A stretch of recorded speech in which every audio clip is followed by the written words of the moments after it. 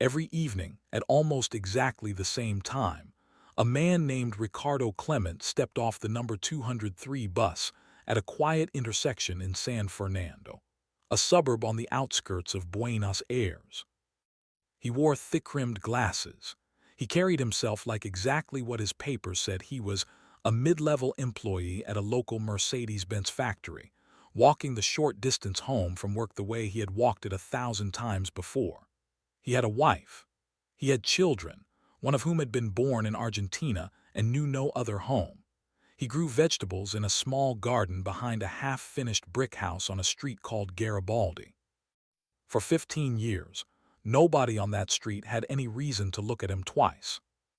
15 years earlier, the same man had sat behind a desk in Berlin, holding a rank in the SS, with direct responsibility for one specific, horrifying function: the logistics of moving millions of human beings to their deaths.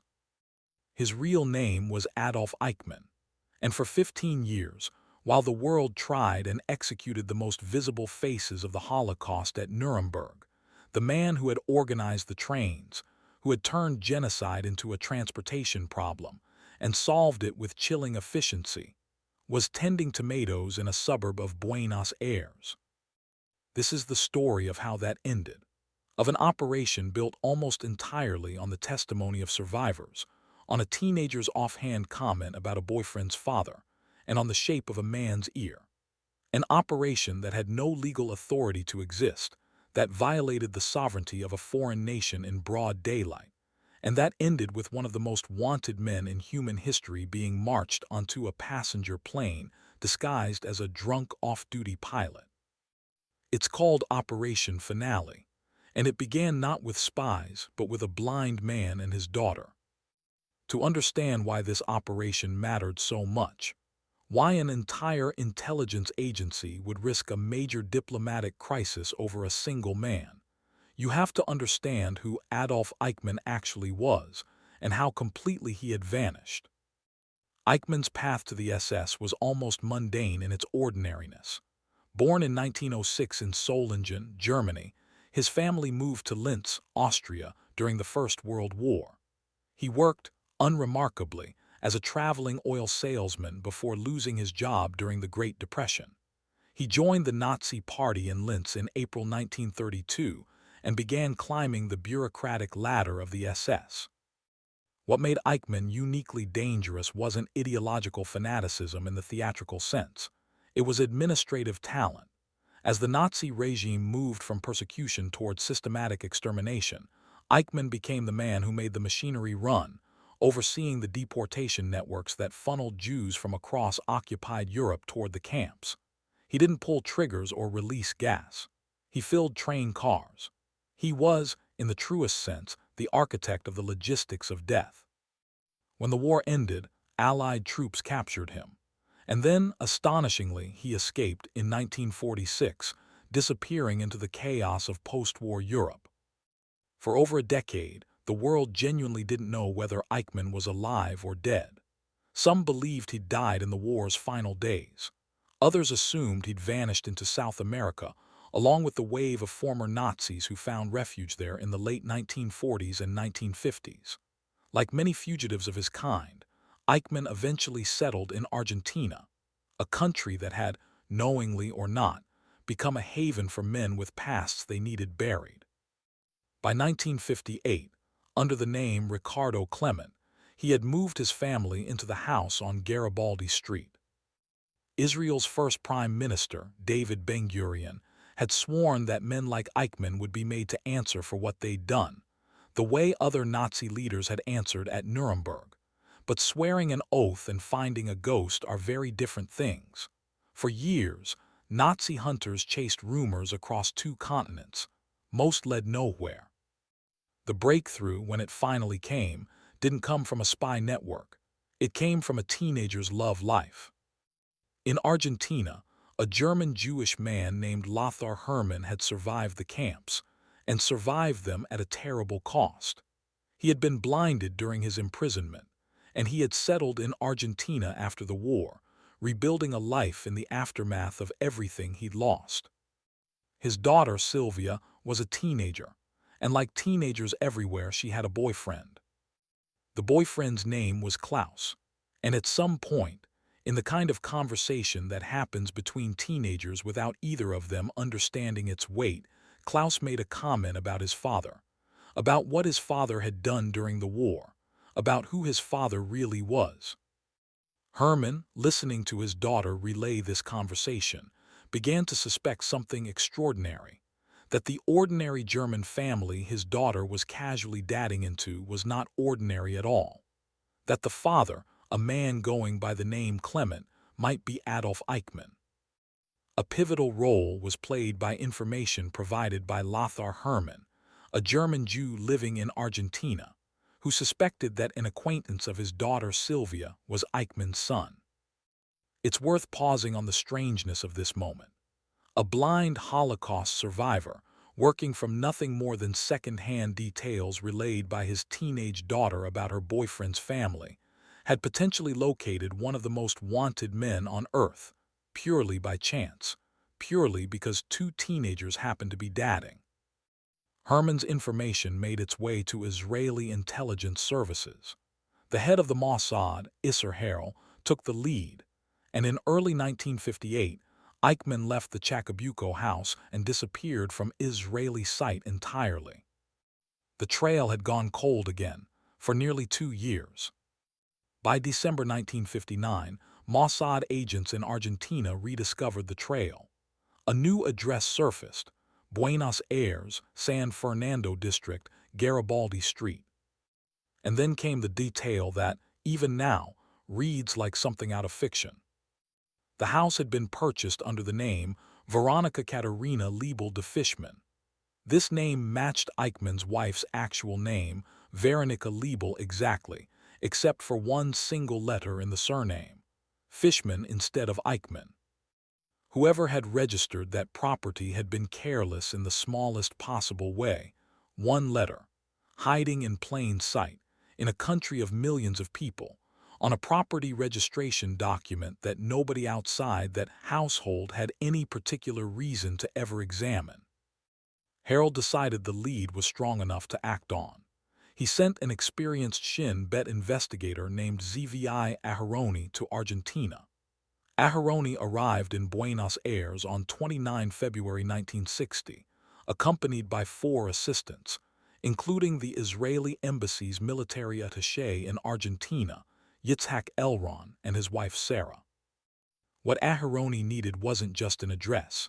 He needed proof solid enough that an entire covert operation, one that would require flying 11 operatives into a foreign country, abducting a man off a public street, and smuggling him onto a commercial airliner, could be justified. So the team turned to something almost absurdly intimate: ears. Mossad had an old photograph of Eichmann as a soldier during the war, a side profile, showing his left ear clearly. Ears, as it turns out, are remarkably distinctive and remarkably hard to disguise, even after 15 years and a change of name. To confirm the man on Garibaldi Street was the same man in that wartime photograph, Mossad needed a matching photograph, taken from the same angle, of the same ear, 15 years later. They brought a small Leica camera, modified with a concealed trigger, designed to photograph a subject without his knowledge. Israeli forensic experts compared the photographs. The ears matched. After a decade of searching, Mossad believed they had finally found Adolf Eichmann. Confirming Eichmann's identity was the easy part. What came next was the operation that would give this story its name. Isser Harel made the decision to fly in a full team, 11 operatives in total, a mix of Mossad and Shin Bet personnel. Harel himself traveled to Buenos Aires to personally supervise the mission. This wasn't a job he was willing to delegate. The goal was straightforward in concept and almost impossibly complicated in execution: capture Eichmann alone on a public street without alerting anyone. Not the Argentine police, not Eichmann's neighbors, not even Eichmann's own family until it was already too late, and then somehow get him out of the country entirely, without Argentina's government ever consenting to any of it. They needed a vehicle. They needed forged license plates. They needed a safe house where Eichmann could be held, interrogated, and critically, where they could obtain something that would matter enormously later: his own signed acknowledgement of who he really was and his willingness to face trial. And they needed a way out of Argentina that wouldn't involve smuggling a bound, unconscious man through an international airport's normal security. The operative studied Eichmann's routine for weeks, confirming the bus he took, the time he arrived, the route he walked from the bus stop to his house. They wanted to capture him alone and unprepared, which meant the operation had to happen during that narrow window between the bus stop and his front door, a stretch of quiet suburban street after dark, where for a few minutes each evening Adolf Eichmann was simply a man walking home. On the evening of 11 May 1960, the team was in position. A 7-man team waited near the bus stop, where Eichmann arrived each evening from his job at the Mercedes-Benz factory. The bus came. Eichmann got off, exactly as he had thousands of times before. He began his familiar walk home, in the gathering dusk, past houses where families were settling in for the evening, completely unaware that this ordinary street had become the stage for one of the most consequential abductions of the 20th century. As he neared his house, the operation moved. A car moved quickly to the curb, and agents jumped out and seized him. One agent, XVI Malkin, grabbed Eichmann directly. And in that instant, Malkin did something specific, something that reveals just how seriously this team had studied not just Eichmann's routine, but the man's entire history and the culture of the regime he'd served. He made sure to put his gloved hand inside Eichmann's mouth. The reason was chillingly precise. Some former high-ranking Nazis were known to carry hidden cyanide capsules, concealed inside a hollow tooth, for exactly this scenario: capture, and a final act of self-destruction rather than facing justice. Malkin's team had planned for the possibility that Eichmann might try to bite down on something lethal in the first seconds of his capture. He didn't. 2 agents shoved him into the waiting car, where a 4th operative, Aharoni, the same investigator who had led the identification effort, was already waiting. Aharoni's words to Eichmann in that car were recorded for history, simple and absolute: "If you move, you will be shot in the head." Eichmann didn't move. The entire abduction, the seizure of a man on a public street, in a residential neighborhood, in a foreign country whose government had no idea any of this was happening, took, by most accounts, mere seconds. His family became alarmed by his absence and checked hospitals and morgues. He had simply vanished, walked off a bus, and never arrived home. For his wife and children, there was no scene, no struggle they witnessed, nothing but an empty space where a husband and father should have been. And then, slowly, the dawning horror of a man who has disappeared without explanation in a country where men sometimes simply disappeared. What happened next had to happen quietly, and it had to happen fast, but not too fast. For 9 days, Eichmann was secretly held at a villa rented by the agents in a Buenos Aires suburb. Under interrogation, Eichmann admitted his true identity. This detail matters enormously, for reasons that go beyond the operation itself. The team needed Eichmann to do more than simply be identified through ears and photographs and property records. For what would come next, a trial, in Israel, on charges connected to crimes committed in Europe against a state that hadn't existed when those crimes were committed, they needed Eichmann's own voice, his own signature, acknowledging both who he was and his willingness to face that trial. Getting that signature wasn't simple. On multiple occasions, Eichmann refused to sign the statement. The agents pressed. One operative in particular worked to build something resembling rapport with their prisoner, and eventually, Eichmann signed a document giving his consent to stand trial in Israel. Whatever combination of exhaustion, resignation, or calculation led Eichmann to sign that document, The signature itself transformed the entire operation. It gave Israel a piece of paper, however dubious its legal weight given the circumstances of its creation, that could be pointed to as evidence Eichmann had, at least nominally, agreed to face justice rather than simply being dragged to it. Now came the part that, on paper, sounds almost too theatrical to be real. Getting Eichmann out of Argentina meant getting him through Buenos Aires airport security and onto a commercial flight. Without him being recognized, without him resisting, and without Argentine authorities discovering that 11 Israeli operatives were about to walk a kidnapped man onto an international flight in front of them. The solution the team devised was audacious, even by the standards of everything that had come before. They dressed Eichmann in an El Al pilot's uniform. And then they drugged him, sedated him to the point where he would appear to anyone glancing his way like a flight crew member who'd had one too many drinks the night before a flight and was now being helped along by sympathetic colleagues. The 11-person Mossad and Shin Bet team had themselves dressed as an El Al flight crew to make the entire scene cohesive. A group of airline employees walking through an airport together, supporting one slightly worse for wear colleague between them. There was a final, almost comic vulnerability in the plan.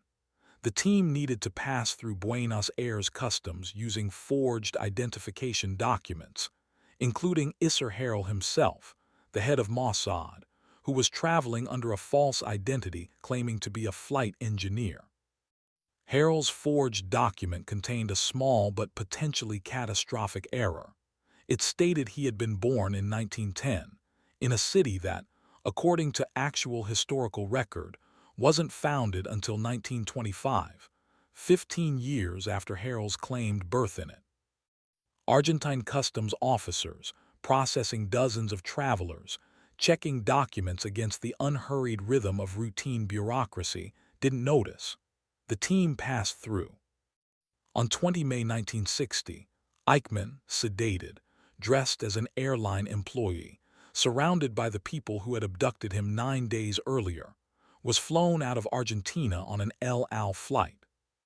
He was, by every meaningful measure, already gone before anyone in Argentina understood what had actually happened. On 23 May 1960, 3 days after the flight landed, Israeli Prime Minister David Ben-Gurion stood before the Knesset, Israel's parliament, and made an announcement that the world had not been prepared to hear. Adolf Eichmann is under arrest in Israel and will shortly be put on trial.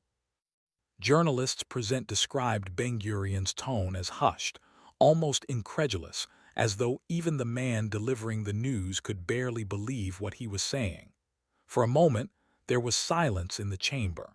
Then there was a burst of wild applause. Ben-Gurion's announcement gave no details, no location, no date, no description of how it had happened. The world learned the broad strokes only gradually, through reporting that pieced together fragments from the Argentine press. A car at the curb, agents jumping out, a family checking hospitals and morgues for a husband who would never come home. The diplomatic fallout was immediate and severe. The operation had been conducted entirely without authorization from the Argentine government. By any legal definition, a foreign intelligence agency had kidnapped a resident of Argentina off a public street and smuggled him out of the country. Argentina formally accused Israel of grossly violating its national sovereignty, and for a time, the incident escalated into a genuine diplomatic crisis between the two nations. Israel's justification rested on a single argument, that the unprecedented nature of Eichmann's crimes, his direct responsibility for organizing the genocide of European Jewry, placed this case outside the normal framework of international law and extradition. There was no extradition treaty, no legal process, that the architects of Operation Finale believed could be trusted to actually deliver Eichmann to justice, so they had simply taken him. What happened next would prove, in many ways, more historically significant than the abduction itself. The trial began on 11 April 1961, held in Jerusalem at a venue called Beit Ham before three judges, Moshe Landau presiding, alongside Benjamin Halevy and Yitzhak Rave. Eichmann faced 15 counts, including crimes against the Jewish people, crimes against humanity, war crimes, and membership in criminal organizations, the SS, the SD, and the Gestapo. Israeli police had spent months in preparation, through a special unit called Bureau 6, assembling roughly 1,600 documents, most bearing Eichmann's own signature, and preparing a list of 108 survivor witnesses alongside historians and other expert witnesses. For many of those survivors, this was the first time they had ever been asked to publicly describe what had happened to them, and the first time a courtroom, anywhere, had attempted to present the Holocaust in its entirety, in all its stages, to a formal judicial body. The trial became one of the first ever to be widely televised, bringing testimony about Nazi atrocities into living rooms around the world. For a younger generation of Israelis, many of whom had been born after the war, or were too young during it to fully understand what their parents and grandparents had survived, the trial was often the first time they engaged directly with this recent chapter of their own history. Eichmann's defense rested almost entirely on a single argument, that he had merely been following orders, that he was a bureaucrat, a logistics man, who bore no personal responsibility for what the orders he processed ultimately accomplished. The court did not find this argument persuasive, citing legal precedent stretching back over 3 centuries, from a 17th-century legal scholar to the 1948 United Nations Genocide Convention. The judges established Israel's jurisdiction over a man whose crimes had been committed against Jews in Europe, years before the State of Israel existed, on the basis that the crime itself had been against the Jewish people as a whole, a people Israel now represented. On 11/12 December 1961, the court delivered its verdict, guilty, on nearly all counts. 3 days later, on 15 December, Eichmann was sentenced to death. Eichmann's defense appealed to Israel's Supreme Court. On 29 May 1962, the appeal was rejected, and the lower court's verdict and sentence were upheld. Eichmann made one final attempt, a personal, handwritten plea for clemency, addressed directly to Israel's president, Yitzhak Ben-Zvi. In it, Eichmann insisted he had only followed orders, that he had not been a responsible leader, and that he did not feel himself guilty of the crimes for which he'd been convicted, even as he wrote that he detested, as among the greatest of crimes, the horrors perpetrated against the Jews. President Ben-Zvi rejected the plea. In 1954, Israel's parliament had abolished the death penalty for ordinary crimes, but had specifically retained it for exceptional cases, wartime crimes, and participation in genocide. Eichmann's case was, in the most literal sense, the law's only intended application. During the night between 31 May and 1 June 1962, at Ramla prison, Adolf Eichmann was executed by hanging.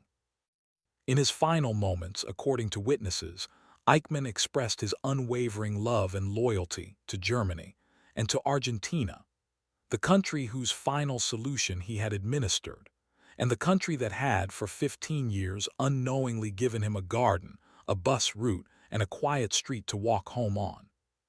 His body was cremated, and his ashes were scattered at sea, beyond Israel's territorial waters, so that no grave, no marker, no fixed point on any map would ever exist for the man who had organized the destruction of so many graves that were never allowed to exist at all.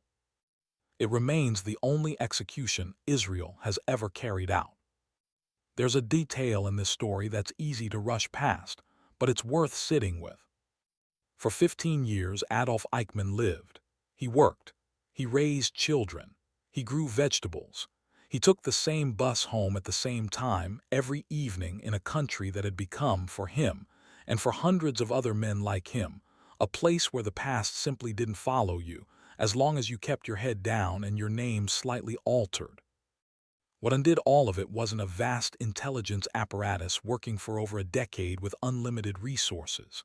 It was a blind man's daughter, dadding the wrong boy. It was a single misspelled surname on a property deed, one letter, Fishman instead of Eichmann, hiding among the routine paperwork of an entire city. And in the end, it was the shape of a man's ear, photographed in secret, compared against a photograph taken 15 years earlier on the other side of the world. 40 years after Operation Finale, Argentina issued an official apology to Holocaust victims for having provided refuge to Nazis. An acknowledgement, decades late, of exactly what kind of country Eichmann had been able to disappear into. The operation that captured him broke international law. It violated another nation's sovereignty in the most direct way imaginable, agents grabbing a man off a residential street and flying him out of the country in a stolen uniform, drugged into compliance. By any conventional legal standard, it shouldn't have happened the way it did. And yet it remains one of the only instances in modern history where the architect of an act of genocide, not a foot soldier, not a guard, but the man who designed the system itself, was identified, captured, tried in an open courtroom with international media watching, convicted on the basis of his own signed documents and the testimony of those who survived what he built, and executed under the law of the very people he had tried to erase. The man on the bus thought 15 years was enough. It wasn't.